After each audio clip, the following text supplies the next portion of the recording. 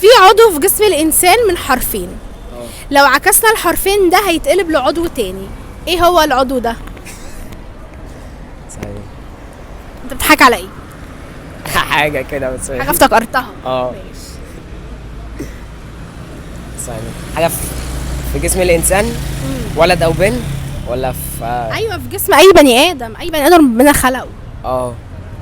لو قلبناها لو حطينا لها حرف. يعني ممكن مثلا اقرب لك الاجابه، هي حاجه في الوش.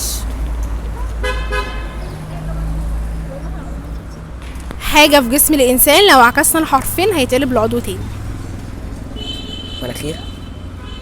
مناخير من حرفين؟ لا. ثانية. انت كده ما فكرتش. حاجة في وش الإنسان. ايه اللي في وشك من حرفين؟ أنا بفكر أهو بجيب كله.